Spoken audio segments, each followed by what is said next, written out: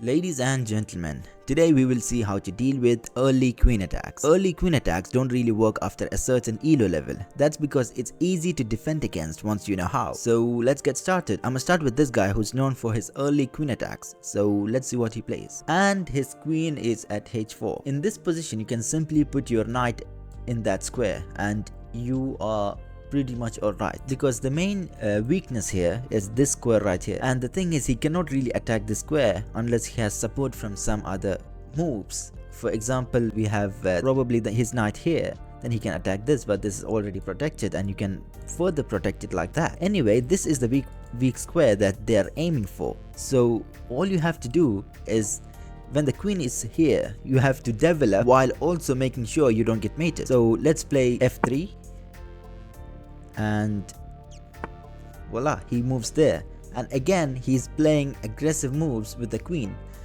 And the thing here is he still cannot really do much. So in this position I would just push the pawn, which attacks the queen, and the queen moves back. At this point you have much better development and you are doing pretty much good. Now you can further develop your other pieces and continue from there. Now let's see a game with black. Okay, let's go there. He's going to play h5. Okay, he did.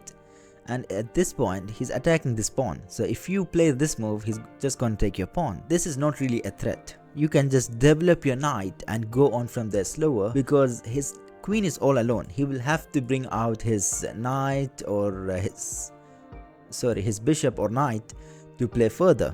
So that being said, let's just develop our knight.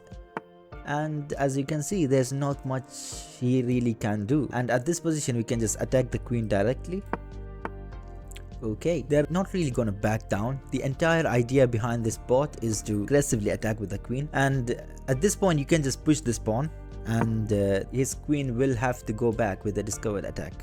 And again, at this point you have a pretty decent development. You can develop further with your other bishops, maybe castle on this side, and continue your play. Some calculation should be enough to get through these stupid queen attacks, but being familiar with them can really help you play better against such moves. So let's see some popular early queen attacks. First of all, we have the Scholar's Mate. This is pretty easy to play against, and I'm pretty sure it only works against pretty low rated players. So firstly, we start with the most common opening of all time, and it all begins with the queen coming to h5. So the idea basically is to bring the bishop here and try to attack this square right here, because queen here is just mate if he doesn't do anything, that is. So in this position, if you just play this, the move is pretty much done. There's not much he can do, right?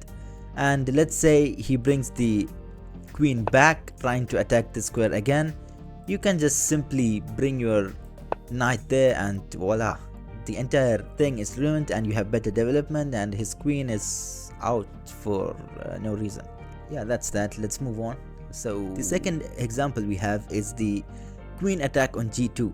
So we have another common opening and the queen is here, and here we have a pretty interesting combination that you can go with. At this point you might be thinking of playing that move, which is completely fine.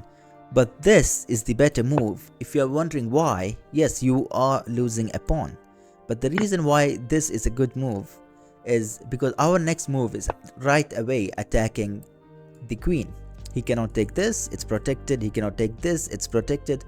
So the only square that the queen can go back to is this, because all these are protected squares, right? So the queen goes back there. Your next move is simply attacking the king. At this position, his queen is pretty much trapped. If he takes your bishop, you simply fork the king and the queen and you win his queen, right? The king will have to move and you win the queen. And let's say he does not take the bishop because he's smart and he goes there. Now you play this move because all of the squares here are already covered. If you play this move, it opens up and covers a couple more squares as well. And at this point he might play a move like this, and at this point you probably know what you're gonna do. You're just gonna play this and trap the queen, and congratulations, you are winning. One tip: always calculate before moving a piece. It might sound simple, but to a lot of people it is not. Now you'll be able to play against this guy and anyone who attacks aggressively with their queen pretty comfortably, or at least I hope so. That being said, bye bye.